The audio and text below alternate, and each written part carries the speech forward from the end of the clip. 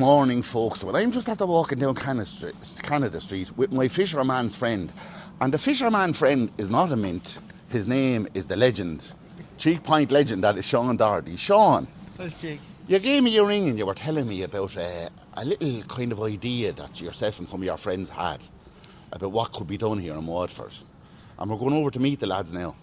That's right, Jake. Now, lads, if you're buying or selling a home in the southeast, go to Barry Murphy's Auctioneers on Parnell Street. Barry is really good at what he does. He talks straight, he doesn't mess, and he's a pleasure to deal with. So, myself and Sean are after meeting two Waterford legends. The first fella is Brian Simpson, a great lover of John's River. Absolutely. And the second fella is... Oh, not again. The Ballybrickin boatman. Not from the top of the town, lads. The man who loves taste and poverty, John Devericks. John, how's it going? Were you over in the Savoy this week? I didn't get a chance to get to London. I'm going there next week, Dick, because the kids will be on holidays. Is it by helicopter again? No. I was going to fly out of Waterford, but sure, they're at the closing it down there. Lads, we're down here at George's Quay. Now, to explain how George's Quay came about, lads, 1725 was a very important year for the town. We had the mall built.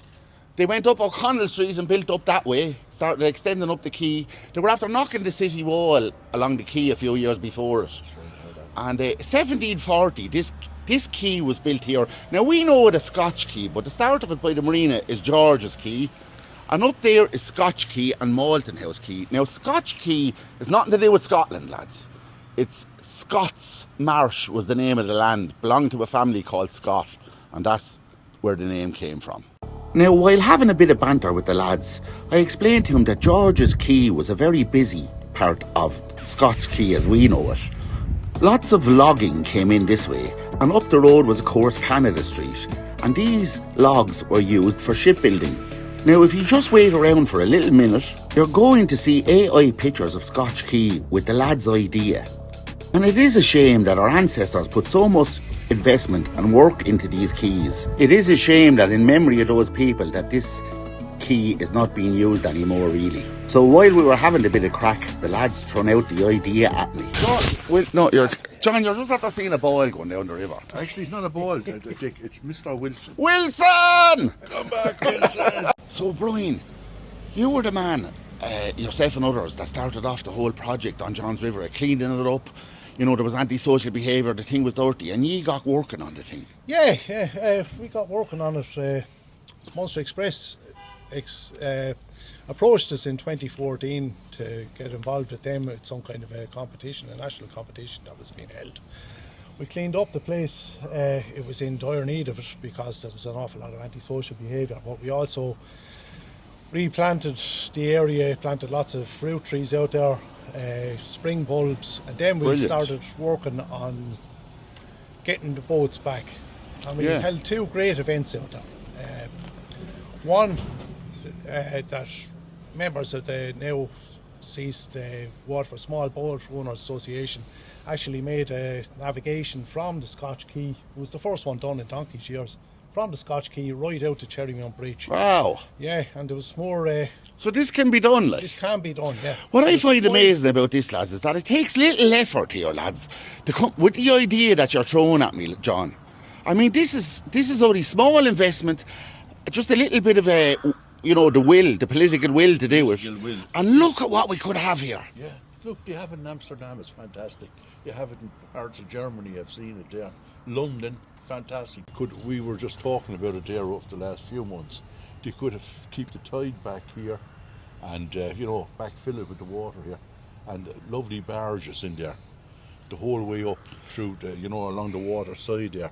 They could be lifted in with cranes. So the barges that you're seeing here now while John is talking. Yeah, and these barges that I'm at showing you here, the photographs of, and it'd be a fantastic community thing.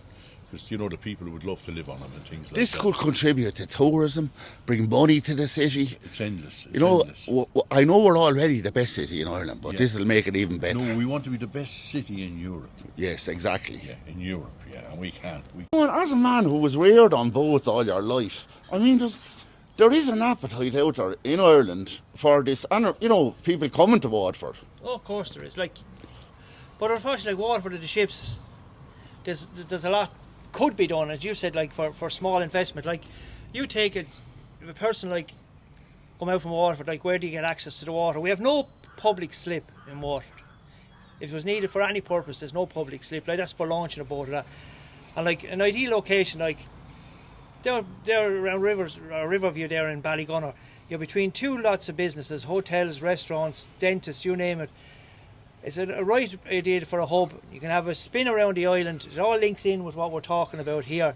So like all that area, and then like you have the fisheries. Like there are some of the fisheries there, as Tommy said, like 7,000 years old. Yeah.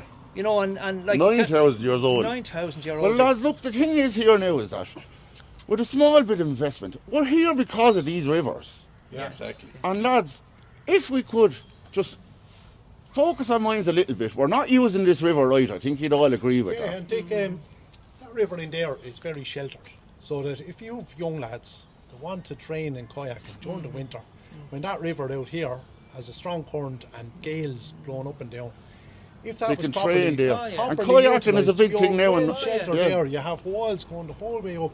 Like You you have have 5 kilometres of a waterway there. Yeah, you have a huge population the whole way out Ballygunner and that don't have access to the water. Crazy. An appetite for this. Oh yeah, like I think it was 2017. The Heritage Boats of Ireland, like they came right the whole way down the Shannon Navigation. They came up here, right up along, like to highlight the potential. And like you're in an inner city location here, like property prices are a premium. These liveaboard barges, like they're So to create homes for people, Create homes. to create tourism if they wanted to Yeah, rent it, and and- you're right beside the Viking Triangle. triangle, yeah, and like you can have like once you put a sluice gate across there, you can have a Viking boat, you can have a big tourism attraction Going there. with the team. Yeah. Now, lads, I just want to say to you, thanks for the idea. And I think the people of Waterford are going to love this video with the idea. And of course, lads, we are in the oldest city in Ireland And and the best city in Ireland.